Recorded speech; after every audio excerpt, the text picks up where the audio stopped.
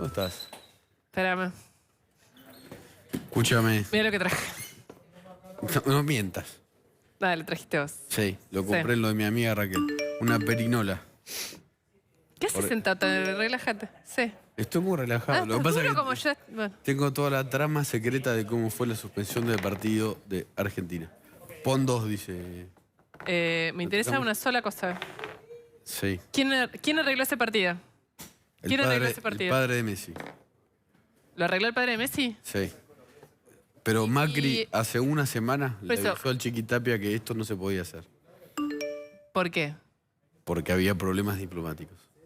¿Por qué? Porque se iba a jugar en Jerusalén y no en Haifa. ¿Y? Y no voy a contar todo ahora. No, bueno, yo te digo porque mi pregunta es...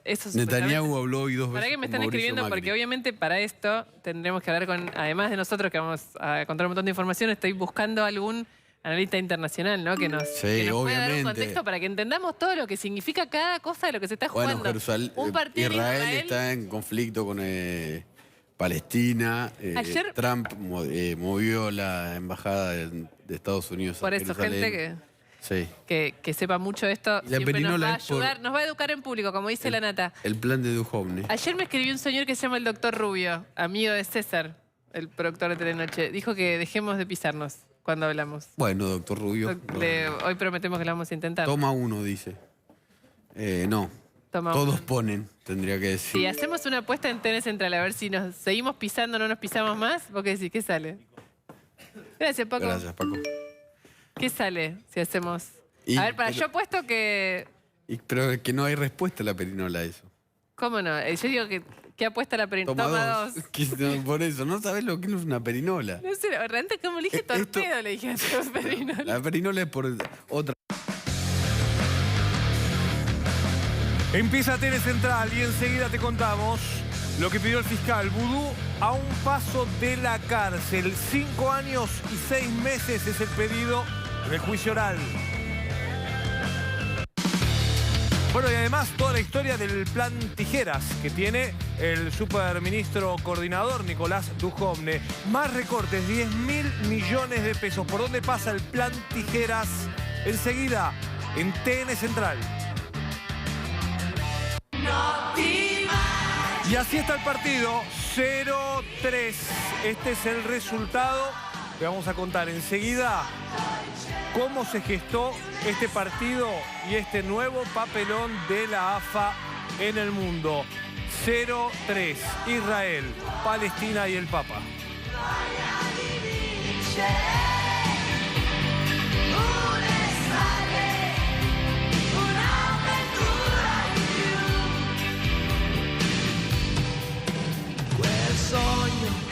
Bueno, bienvenidos a TN Central. Estamos acá sentados a la mesa porque hay mucha información para dar de esto que hace un par de horas estalló, que es... Bueno, primero ya venimos con un conflicto diplomático con el Vaticano, ¿no? Por una visita que no fue. Ahora Buti nos va a dar mucha información. Pero la última, y además realmente también tiene una complejidad diplomática importante y una situación muy delicada para los jugadores, porque dijeron que no por miedo, es el partido que no se jugará con Israel, Nico. Sí, a ver, esta es la verdadera historia de cómo se canceló este partido. Empezó hace una semana, ¿no? Buti, fue cuando... Sí, cuando salieron desde Argentina, en donde se habían concentrado primero rumbo a Barcelona, a donde están ahora. Claro. Mauricio Macri fue en ese momento al complejo de la AFA en Ezeiza, vio al Chiquitapia, el presidente de la AFA, y habló con Messi, y ya ese día Macri le dijo en secreto y reserva al presidente de la AFA que le aconsejaba o le sugería, nadie le dice que no es un presidente, porque tiene razones para hacerlo, que la selección argentina no juegue el partido en Israel en Jerusalén. Iba a ser en Haifa, en otra ciudad. En Jerusalén hay un conflicto que tiene que ver con Palestina. Macri en persona se lo dijo al Chiquitapia. En Jerusalén no, la Cancillería nos está diciendo que esto va a generar un conflicto diplomático. El Chiquitapia dijo, lo hablo y te llamo. Lo llamó y quedó ahí. ¿Qué es lo que pasó después? El padre de Messi que fue el organizador, ¿no?, de este partido. Jorge Messi. Sí, Jorge Messi, en una reunión que creo que tuvo con la familia y con los jugadores, decidieron que no iban a jugar el partido en Jerusalén porque obviamente había manifestaciones y amenazas en contra de su hijo y los jugadores se solidarizaron. O sea, esto lleva un tiempo. Se conoce hoy porque se conoce hoy. Hoy Ahí hubo, estamos, Nico, sí, un atenuante. Cuando digo atenuante, digo en función de la decisión que tomó Messi y sus compañeros que lo siguieron. Hubo una manifestación hoy durante el entrenamiento en Barcelona de un grupo pro-Palestina. Violenta, me imagino, para lo que los jugadores están acostumbrados a ver. Quema de camisetas argentinas ensangrentadas. Le pedían ni más ni menos a los gritos que no jugaran en Israel porque jugar o viajar a Jerusalén era validar a la política que ellos confrontan. El tema era Jerusalén en particular, ¿no? Digamos, que no jueguen en Jerusalén o que no jueguen en Israel. En Israel. Ah, en general. En Israel, sí, por lo que implica... Básicamente, mirá, hay una foto que estamos mostrando, Luciana, Nico, Juan, que es la foto en la que el Chiqui Tapia firma el acuerdo para ir a jugar con Israel este partido de la selección argentina. Esta es la foto de hace muy poquitas semanas y este es el principal error tal vez de la AFA y también, si querés, en Cancillería de no haber avisado o no haber conversado. Bueno, hace una semana Cancillería avisó, o más de una semana, y el presidente en persona, insisto, le dijo al Chiqui Tapia, si juegan en Jerusalén puede haber problemas diplomáticos, y Chiqui Tapia le dijo, ya te llamo. Después la familia de Messi decidió que no y los jugadores decidieron solidarizarse con Messi. Nico, muchos están diciendo ¿por qué no puede ir la selección a Israel? Me parece que esta es la pregunta. ¿Por qué no puede ir a Jerusalén? Bueno, hay la un selección punto ahí, argentina? Franco. Más allá de esta manifestación que vos contabas, Juan, de la sangre, de la camiseta. Está bien, pero estas situaciones, digamos, se supone que hay escenarios de seguridad donde vos protegés a los jugadores. En cualquier lado puedes tener escenas...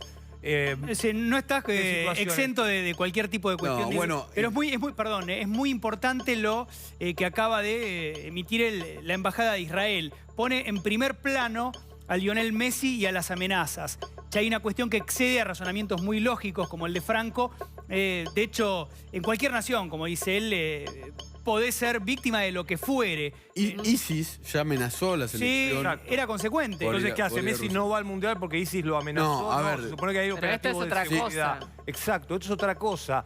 La fecha del mes de diciembre del año pasado es la que Donald Trump firma la orden para trasladar la embajada de Estados Unidos a Jerusalén. Diciembre del año pasado. Trasladar la embajada de Estados Unidos a Jerusalén, que quiere decir básicamente para nosotros, Jerusalén es la ciudad capital, toda Jerusalén, este y oeste, corresponde y es la capital de Israel. Sí. Esto es lo que genera básicamente la tensión con los palestinos, que cuando se hizo la inauguración hubo muertos, hubo incidentes muy graves. Es que lo que es difícil de creer, en serio, es que haya prosperado, no la idea obviamente de ir a Israel a jugar, que eso por supuesto, sino de que la selección haya aceptado originalmente jugar justo en esa ciudad por este contexto internacional que das vos, y es lo que un poco le dice Macri. Ahí es que un la verdadera problemón. historia se ve que no lo aceptaron, porque Macri hace una semana le dijo al Chiqui Tapia, va a haber problemas diplomáticos, habló con Messi, Messi habló con su familia, los jugadores hablaron, y además hoy se produjo otra noticia que es casi internacional.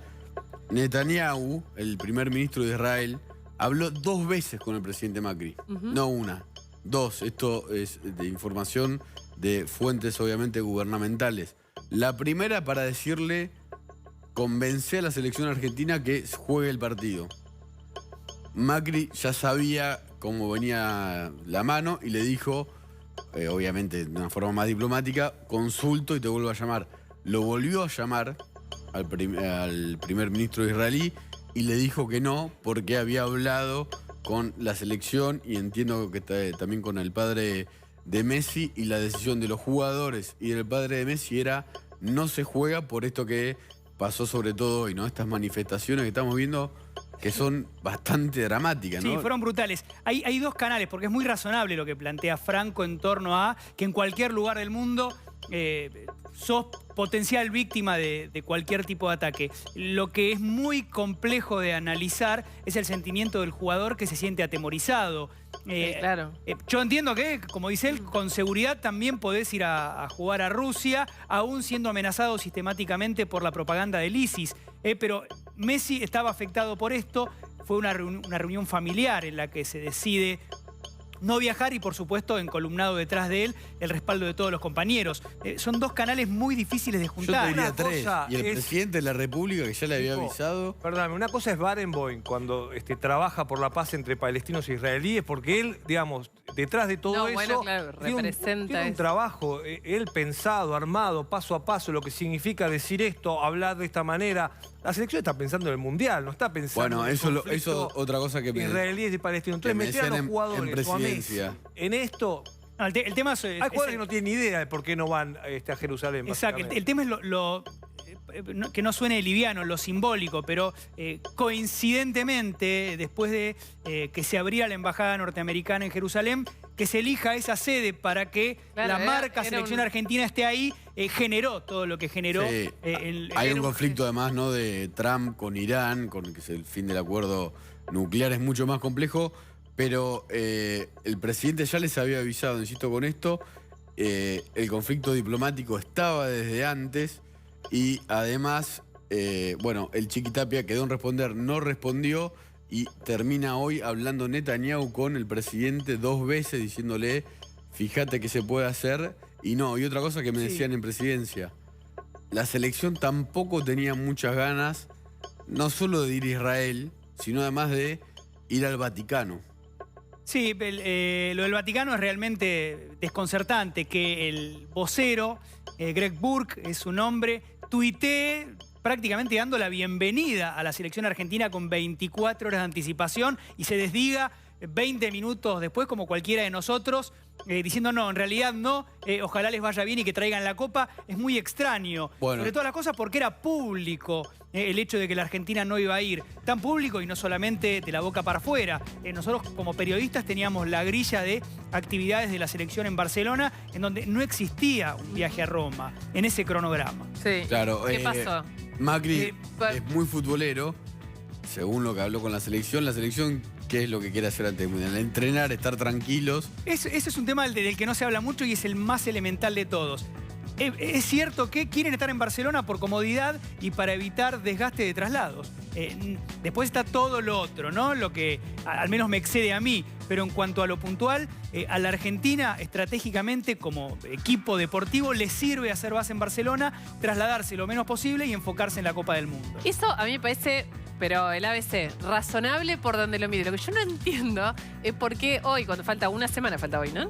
Sí, Mañana falta una semana, sí. El 14 de Jueves junio que empieza la Copa del Mundo. De Jueves que viene. 9 días.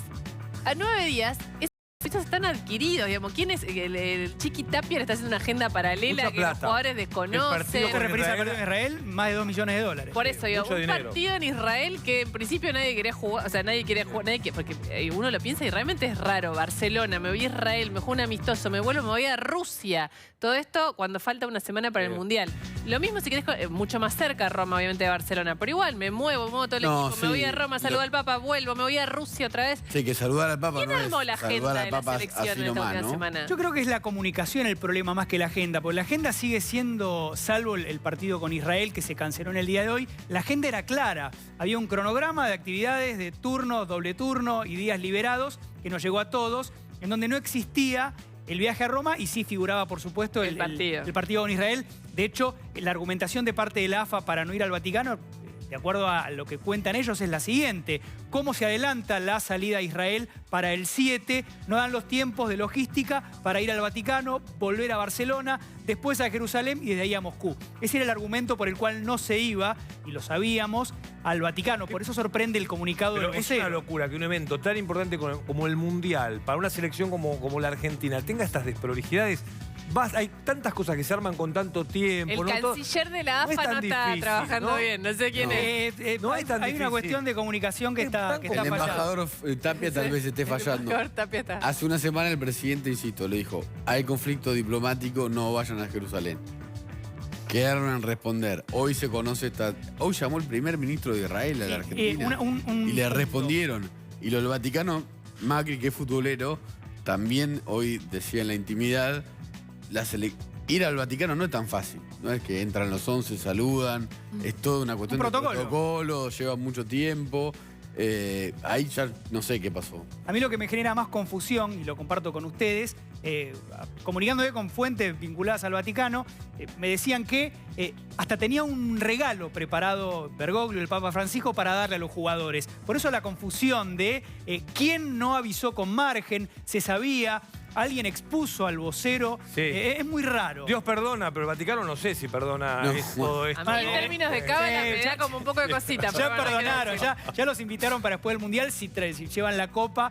Se llevan la copa. Eso decía el tuit de Burke, el segundo en el que deshacía la cita en Santa Marta. Hace 2000 años que el Vaticano sabe de diplomacia y de cómo armar eventos. Fue raro, algo raro pasó. Sí. Lo de Israel es más grave todavía porque además nos meten todo un dato de hace un ratito. Muy delicado, tocas un montón de sensibilidades, no hay gente muy enojada, ¿no? Que creen que es algo a propósito contra Israel. No, sí, hay un conflicto muy grave que... Bueno, a propósito de este partido que se canceló, no implica que no se vaya a jugar. Estos son los tweets de los que hablábamos. Les quería sumar un dato respecto a Israel que recién nada más. Después de la Copa del Mundo se analiza la posibilidad en potencial, por supuesto, de que se juegue el partido de Argentina-Israel. Después del Mundial, en potencial y como alternativa. A esta hora me suena a mí, en primer término, como atenuante al mal humor que debe haber de parte de la organización. Y con razón por un contrato firmado, pero la información está. No es que se descarta definitivamente. Pero no se jugaría de ningún modo en Jerusalén. De ningún modo antes de la Copa del Mundo. Y tampoco, no creo que sea en Jerusalén ni antes ni después. No lo sé honestamente, pero no está descartada la chance que después del Mundial se enfrenten finalmente de manera amistosa estas elecciones, pero repito, a esta hora se parece más tal vez a un atenuante, ¿no? Claro. Perdón mi ignorancia, Israel no estoy muy al tanto de todos los detalles del Mundial. ¿Juega el Mundial? No clasificó por la zona de Europa, que es el área en la que compite. Están muy tranquilos. Sí, era una fiesta deportiva, les cuento para ellos. De fútbol, sí. Pasa que era básicamente para Israel también llevar a la selección argentina a Jerusalén. Bueno, todo un símbolo, que vaya Messi es importante. Yo insisto con era esto. Interesante, pero el hecho del partido en sí mismo, la amistosa es interesante. Por ahí es eso, es raro que haya prosperado como sede, digo, con este contexto particular. Sí. Porque esas cosas siempre se estudian, se analizan y se buscan situaciones donde no se... Porque para que no se vea expuesta la selección en una situación, en un contexto... El país. La AFA tiene que hacérselo fácil a la selección, no complicado, no buscar un destino que te genere esto, ¿no? Ruido, escándalo, problema, o armar algo con el Vaticano. Fue un gran contrapunto, efectivamente, pero quiero volver al origen porque es tan explícito al fin y al cabo, no solamente lo que pasó en el día de hoy, y veíamos las imágenes de el grupo pro-palestino con su creencia o con su ideología política, exhibiendo de esa manera su idea, que parece brutal a la vista, sino también el sentir de Messi. De una persona que se sintió atemorizada y que en una conversación con su familia decidió no exponerse, de acuerdo a su punto de vista, lo que implicaba Higuaín habló, el primero en hablar fue Higuaín, ¿no? Sí. Incluso antes que la AFA y que el Chiqui Tapia, ya Higuaín estaba diciendo no vamos. Eso marca para mí lo que era la temperatura del grupo. Que Higuaín se corte, entre comillas, se corte solo, estaba hablando con ESPN y con un sentido, no es que decidió romper con claro. Ni siquiera había comunicado de parte de la AFA, yo simultáneamente estaba hablando con gente de la selección y me decían no sabemos nada, y mientras el cuerpo técnico de la selección, yo creo un poquito cuidando la intimidad, no es que no lo supieran, decían no sabemos nada, Higuaín confirmaba que por una cuestión de seguridad y de salud, es la palabra que usó, hacían bien en no viajar para jugar este partido. Sí, me informa otra fuente que está muy informada del poder, que el partido de Israel también había sido un pedido de Trump a Macri para que lleve a Messi a Israel como apoyo internacional, justamente en el marco de la erradicación de la embajada de Estados Unidos en Israel, y más allá de lo que le había avisado el Chiqui Tapia la semana pasada, hoy los jugadores se plantaron en la práctica y decidieron no ir. Yo te lo iba a plantear, de las amenazas.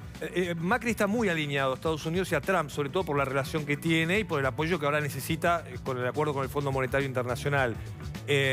No creo que esto llegue a un llamado de Trump pidiéndole, ¿no? de forma telefónica, mandar a los chicos a jugar al fútbol. Bueno, se manifestó Cancillería en ese sentido. A ver, acá, yo insisto con esto. Netanyahu llamó a Macri. Sí. O sea, en medio de todos los líos que tiene lo que es Messi, el que tiene Israel. Los símbolos. No es un comunicado formal. Lo que informa Cancillería es que no puede intervenir en la independencia de decisiones de la Asociación del Fútbol Argentino y que la potestad de la AFA era...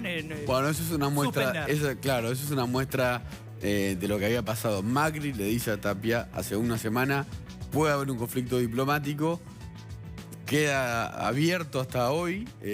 Tal vez sí Trump le haya dicho de algún modo informarlo por la embajada que sería bueno que Messi jugara, pero Netanyahu hoy llama al presidente de la República y el presidente consulta a la selección y la selección le dice no y llama de vuelta a Netanyahu para decirle no se va a jugar.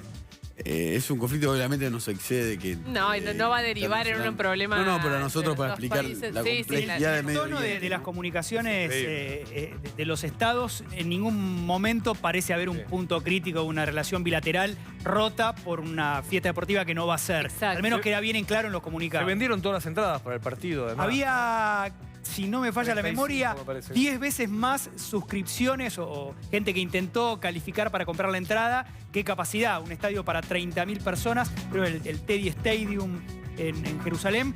Así que la expectativa era total, las entradas estaban todas vendidas y se va a tener que revertir esta situación. Última pregunta, de acá a Rusia, ¿qué le queda a la selección? A la Argentina Además de entrenar? lo pregunté hace un ratito y me dijeron hay dos alternativas. Buscar una selección libre y menor para jugar en Barcelona y que no nos movamos en Malta, San Marino o Liechtenstein. Para eso vamos a hablar de... ahora está acá. Malta tiene mucho que ver con el Vaticano. Bueno, sí, lo que se busca es... Picadito con el Papa. No, claro, es que efectivamente... Los que no estén de vacaciones, porque me imagino Además, que están los jugadores que no van al Mundial, están todos de vacaciones. Es una elección estratégica, no elegir rivales que planteen oposición para que lo único que se pondere sea el movimiento propio y la puesta a punto. Otros eligen rivales de más fuste, pero esto es estratégico de parte de los técnicos. Y la otra opción es directamente no jugar hasta el debut del 16 contra Islandia en Rusia, en la Copa del Mundo. Mil gracias, Buti. Pues, Ustedes. gracias.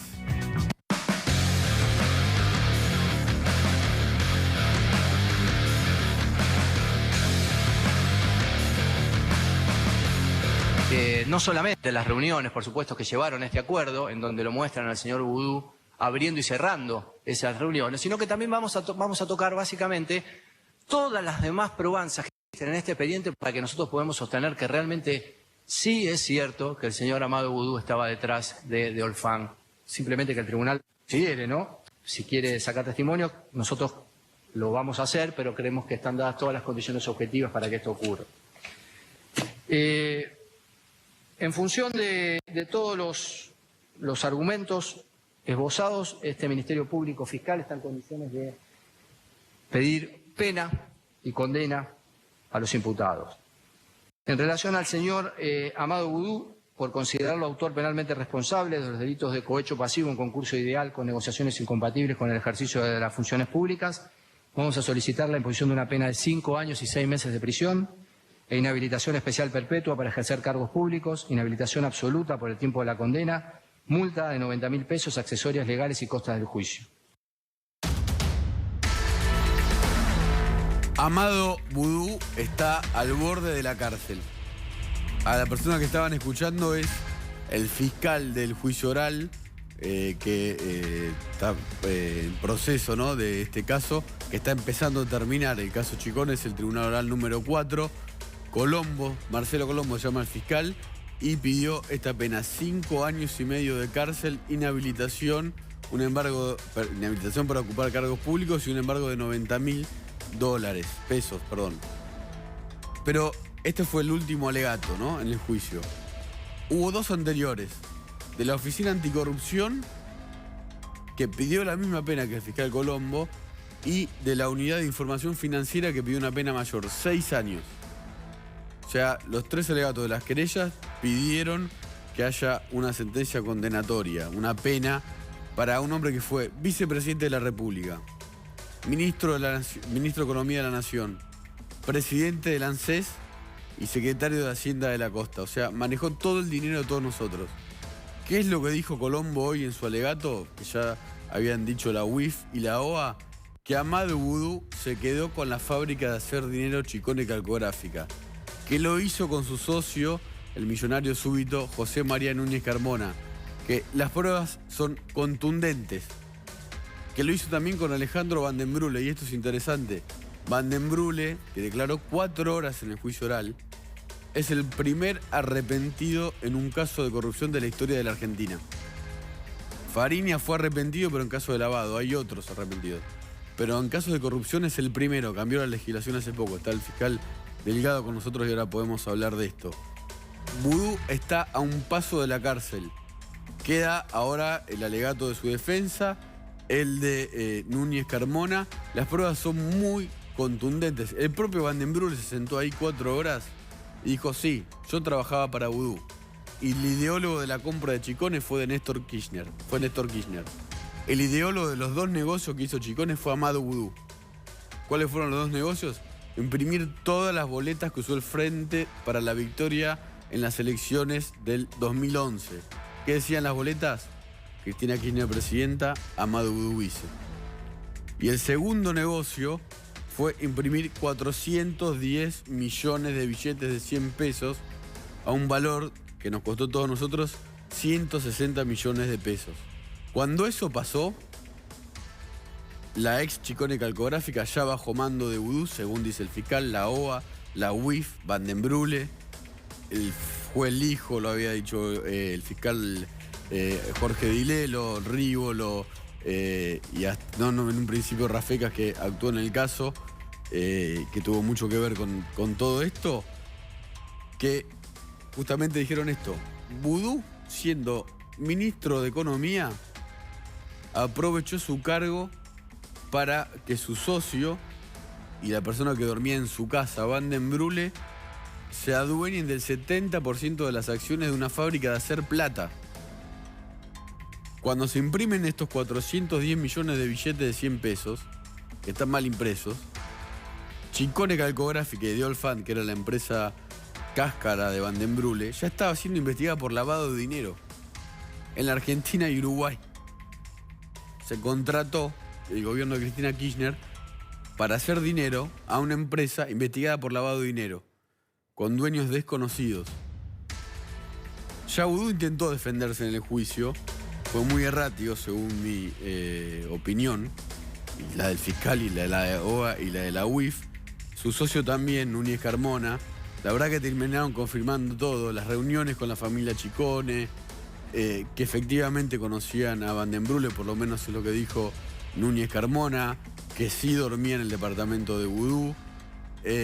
Las penas que se pidieron son casi las máximas, y yo no sé si existe un antecedente en que después de 3 alegatos tan contundentes, el tribunal oral sobresea a Amado Vudú o le baje la pena como para que sea escarcelable.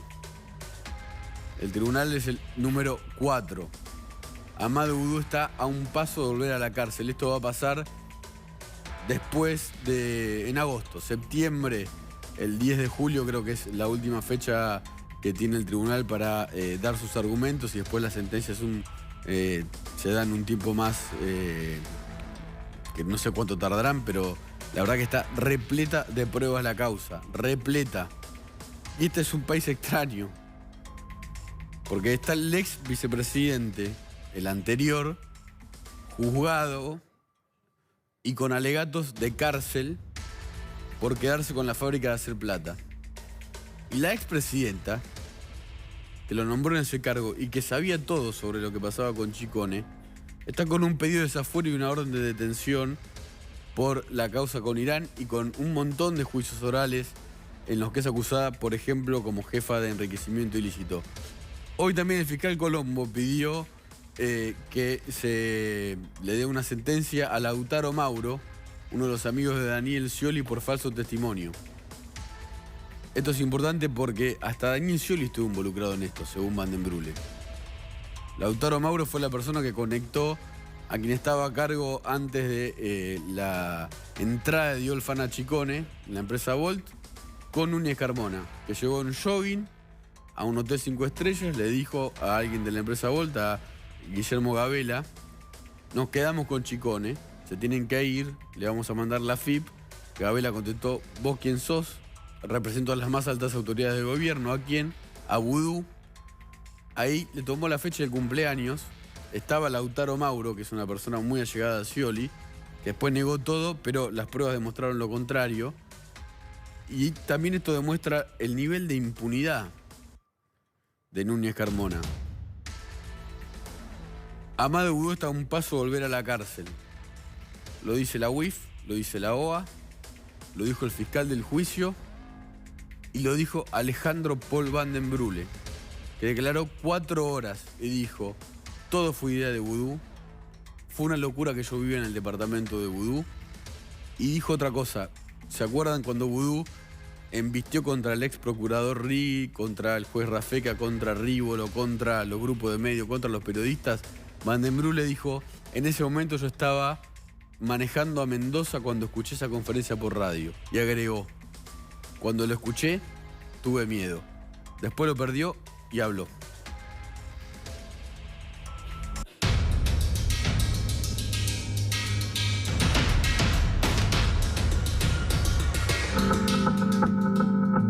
Si alguien pudo alguna vez haber sido considerado con toda justicia el abogado de los malos en Argentina, ese es Víctor Stinfale. Representó a Piratas del Asfalto, anduvo enredado en temas legales con el entorno de Pablo Escobar Gaviria, estuvo involucrado como abogado penalista en la resolución del caso del traficante de armas Monser Alcázar y entendió antes que ninguno de sus colegas el valor de saberse vender mediáticamente, y que se ha convertido él también ahora en un villano, por lo menos en la consideración pública y mediática, como aquellos que supo defender para llegar a la fama. El que se lo va a cargar a Delgado es Víctor Stinfale, no es Panama Paper. ¿Pero qué es cargar? No es cargar, es sacarlo de la justicia. Yo lo voy a sacar por la puerta del costado. Es el fiscal más mitómano de todos. Este fiscal federal, hasta ayer, yo era el ratón y él era el gato. Yo era el imputado y él era el que acusaba. Hasta ayer. Hoy yo soy el león, porque no soy un gato. Yo soy un león y él es una rata, porque el que lo persigue soy yo. Les voy a contar una historia, la veían recién un pedacito, pero la vamos a contar de nuevo y con algún detalle. Time Warp sucedió hace 2 años. En una investigación que llevó adelante el fiscal Federico Delgado y el juez Sebastián Casanelo, avanzaron muchísimo, detuvieron a Stinfale y otro grupo de gente, se procesaron a 30 funcionarios del gobierno de la ciudad por falta de control y agentes de prefectura por falta de control, una noche en que murieron 5 chicos en una fiesta en esta ciudad. Una tragedia que 2 años después, y a pesar de que la investigación tuvo sus procesamientos y tuvo la intención de ser elevada a juicio oral, lo cierto es que hoy están todos libres, no está elevada a juicio oral, fueron separados de la causa el juez y el fiscal, y adivinen qué, el principal acusado logra en la justicia que el fiscal, el que era el fiscal del caso y que hizo la investigación, sea llamado a indagatoria. Está con nosotros Federico Delgado para explicarnos esto, ¿no? Él escribió hace poco un libro que es La Injusticia y terminó siendo el protagonista de la injusticia de Argentina. ¿Cómo están? ¿Qué ¿Cómo tal? va? Rata, le dijo Stinfale. Sí, mi libro no llega a explicar tanto. Gracias, pero no llega a explicar tanto. Yo no tengo muchas explicaciones. Ese programa yo recuerdo solamente, para mí expresa un momento muy interesante de mi vida, porque es duro para un fiscal, que ustedes saben que trabajamos en condiciones bastante endebles, sobre todo de condiciones institucionales. Sí. Yo hice una nota a la procuradora Gil Carbó diciéndole que era un problema, no yo, sino que libremente se amenazara a fiscales por los medios de comunicación, por TV abierta, y que nadie moviese un dedo, no por mí, sino por la institución y por la sociedad, que a su vez tiene que canalizar sus problemas por nosotros, porque somos empleados públicos y somos abogados de la gente.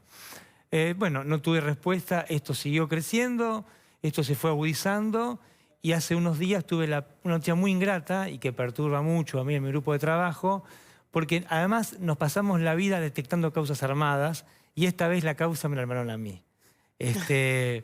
No deja de ser un síntoma, me parece, de lo que es la justicia argentina, ¿no? Sí, que tiene estas cosas, ¿no? De vuelta, en Time Warp hubo 5 muertos y 59 heridos. Sí, sí. Y se investigaba venta de estupefacientes, que no estaba habilitado el lugar. Exactamente, y la tolerancia del Estado, ¿no? Ahora, Stinfale, ¿por qué está tan enojado? No tengo idea. Yo Stinfale no lo vi en mi vida. Mi trabajo fue, como siempre, tratar de armar el caso y presentárselo al juez. El juez Casanelo nos dio la razón y por alguna razón extraña nos tiraron por la ventana a Casanelo y a mí, y yo sufrí alguna serie de persecuciones que ahora termina con la causa armada y que no se me puede terminar. Digamos, puede terminar en un kilo de droga en mi auto, en una amenaza más fuerte, en un tiro, no lo sé. En cualquier cosa, porque digamos el proceso de 2 años se ha ido agudizando, y no solo por este señor que está procesado por homicidio, sino que hay toda una serie de condimentos. Básicamente nosotros cada vez que tocamos algún interés serio, por ejemplo, mis problemas aumentaron mucho después de la causa Odebrecht, donde descubrimos básicamente un mecanismo por el cual dinero sucio venía de Brasil, pasaba por Uruguay y llegaba a la plana mayor del anterior gobierno. En esa semana recibimos 4 denuncias penales, un récord, yo, siempre por lo mismo, por trabajar, digamos. Nunca es porque una coima, nunca es porque un tráfico de influencias o por haber comprado una máquina para hacer papel moneda. Siempre es por haber trabajado, quiero decir. Entonces es un momento de mucha soledad, muy duro, y que me parece que no por mí, sino que hay que pensar cuáles son las condiciones que en la Argentina hay para realmente investigar la corrupción. Institucionales, digo, ¿no? De protección, no de seguridad física, sino de esa red institucional que protege al funcionario que tiene que enfrentarse a tipos que son mucho más poderosos, tienen más dinero y más recursos. Ahora, vos recién decías, dijiste usaste como livianamente algo muy grave, pues un fiscal federal hace 21 años que es fiscal federal y se dedica básicamente a investigar la corrupción, que es: de esto yo ya siento que puede pasar cualquier cosa. Me pueden plantar un kilo de droga, armarme una causa o ponerme un tiro. Sí. O sea, ¿realmente las condiciones de trabajo hoy para los fiscales pueden llegar a eso? Al menos las mías, Luciana, a mí me armaron una causa que no lo puedo explicar en términos jurídicos porque tampoco tiene sentido, pero es insostenible. Me la armó... Stinfale, lo acusa de haber filtrado información cuando la causa Pero estaba... fíjate, Nicolás, perdón que te interrumpa, que esta vez el juez dice cosas que ni siquiera dijo Stinfale. Mirá que dijo cosas de mí Stinfale. Pero esta vez el juez va más allá de lo que dijo Stinfale. Digamos, saca de la galera una cosa que es diferente. Estas cosas en términos técnicos son muy complejas, pero en general no se pueden hacer. A mí me las hicieron. Entonces, si esto me lo hacen desde el mismo espacio judicial, yo no soy paranoico, no soy miedoso, pero tampoco soy tonto. Digamos, lo que puede pasar es cualquier cosa. Ahora, esta causa, esta denuncia, todas las denuncias tienen un fiscal, un juez y puede haber un querellante. El fiscal, cuando recibe esta denuncia, que los fiscales son los que abren la investigación, ¿no? Los que impulsan la investigación. El fiscal impulsó esta investigación por la que ahora se llama indagatoria. El fiscal dijo que no había que abrirla hace 2 años y la abrieron de prepo igual. ¿Y cómo se abre una causa de prepo si un fiscal no abre una causa? Porque, como decía Spinoza, el poder se mide por lo que uno puede. Porque los jueces pueden todo. Y pudo abrir la causa con una interpretación media extraña de los derechos de las víctimas, y abrió una causa, incluso pasaron cosas feas. Digamos, los teléfonos de la Fiscalía fueron examinados, y eso no hay ningún problema que los examine el juez, pero sí que los examinen los que estaban procesados por la causa de Time Warp, porque un montón de testigos, de policías encubiertos y de gente que trabaja encubierta en investigaciones de drogas, por ejemplo, de trata de personas, quedó expuesta a fuerzas de personas particulares que no tienen nada que ver con el Estado. O sea, ¿puede un juez abrir una causa si el fiscal dice que no? Hasta donde yo pensaba que no, Nicolás, pero evidentemente se puede. Hay algunas, en la Argentina hay una especie de desierto moral donde la ley funciona como un arma a veces. Y Fait dijo antes de morir: en la Argentina de hoy, querido amigo, las leyes son solo un listado de sugerencias. Tienes razón. Pero es como el ABC, ¿no? Sí, y es preocupante porque hoy, digamos, el tema es que cualquiera de nosotros, hoy soy yo, pero mañana puede ser cualquiera.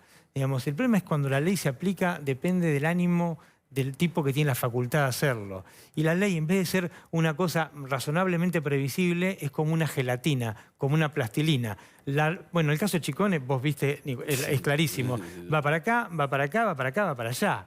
Hablando del caso de Chicone, yo recordaba cuando fue justamente el momento, porque increíblemente en Argentina pasa esto cuando la justicia avanza. Cuando la justicia avanza, la ley cae sobre los que investigan. Esto es increíble, pero suele pasar. En el caso de Chicone, cuando allanan el departamento de Amadou Boudou, también denunciaron Rívolo. penalmente a fiscal Rívolo. Sí. Exacto. La causa cayó también en el juzgado de Martínez de Giorgi. Pero ¿qué pasa? Después voló por el aire Rívolo, digamos, la causa cambió de mano, después avanzó, de hecho, ahora se está juzgando, pero en principio se corrió el foco de, Así fue. de Rívolo en ese momento. Y además no lo Rafecas llamaron. había firmado los allanamientos. Bueno, en el caso en el de él es igual. Es Claro, porque exactamente yo no detengo gente ni la mando presa, no puedo hacer, no No tengo puede facultades, hacerlo. lo hace el juez. Sin embargo, las tintas son contra mí, no tengo explicación. Por eso, ¿vos crees que atrás de esto, lo decíamos antes, no es solo o no está solo el hecho de la causa de Time Guard, que insisto, todavía no está elevada a juicio Yo oral creo- y todavía está... Creo un montón de cosas y no puedo decir lo que no puedo probar porque voy a recibir más querellas aún. Pero evidentemente tampoco soy tonto. Yo en los últimos 2 años he tenido intervención en causas muy sensibles. En esas causas sensibles llegamos a lugares que nunca pensamos que íbamos a llegar, que eran muy lejanos. Y evidentemente, por la fragilidad institucional que hay en la Argentina, esas cosas terminan mal. Nosotros tuvimos que investigar al presidente de la Nación, al jefe de los servicios de inteligencia, al señor Angelici, denunciado por Elisa Carrió, al señor Marcos Peña, que es el jefe de gabinete, al señor Julio De Vido por algunas corrupciones, algunos hechos de corrupción de la causa de la época del gobierno kirchnerista.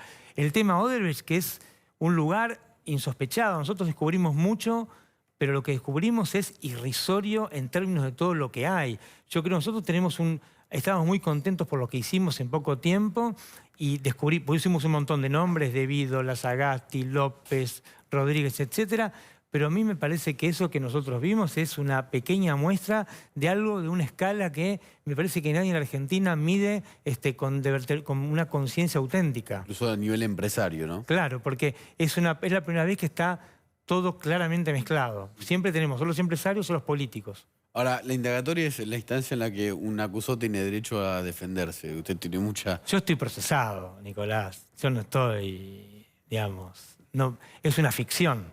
En las condiciones en que fui llamado, es una ¿Usted ya ficción. cree que, No, pero que yo fui... digamos, algo que nace ilegal no puede convertirse ilegal porque yo tenga la oportunidad de defenderme. ¿Se entiende?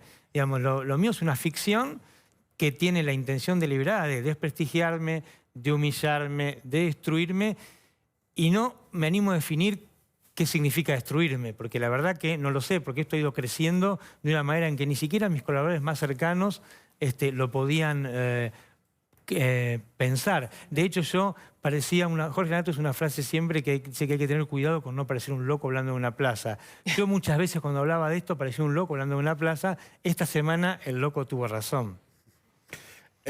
y a ver, usted es grave esto que está diciendo. Obvio que es grave. Que va a ir a la indagatoria ya sabiendo que... Es que yo no tengo chance, yo tengo un abogado, estamos pensando una estrategia para ver qué hacer, cómo reaccionar. El abogado en causa propia es muy malo, yo tengo uno que elegí y que está pensando algunas alternativas, pero claramente la indagatoria en estas condiciones es una ficción, Nico. Si yo acabo de decir que la causa es armada, ¿qué sentido tiene que me vaya a defender de algo que fue armado por el tipo que me da la posibilidad de defenderme? Ahora, el sistema judicial no debería ser mucho más explícito y generar una alerta mucho más clara frente a situaciones como esta. A mí me comprende ajena la ley, entonces obviamente como soy la víctima tengo otro tipo de intereses, pero puedo separarme como ciudadano y me parece tremendo, digamos, pero digamos, eso es lo que me parece a mí y lo que me parece a mí está muy lejos siempre de lo que yo puedo hacer. En general hago mucho menos de lo que me parece. Muchas gracias, delegado. Por invitarme. Gracias. Gracias. Vamos a la tanda, sí, con todo esto de Que información. quedamos mudos.